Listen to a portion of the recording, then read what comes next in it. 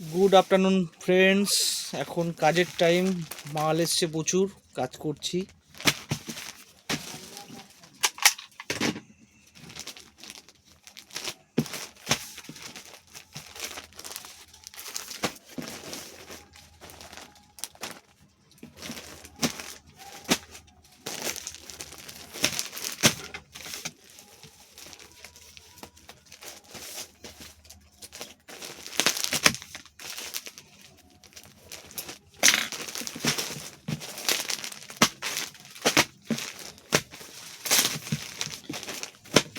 তোমাদের কি সবার লাঞ্চ হয়ে গেছে?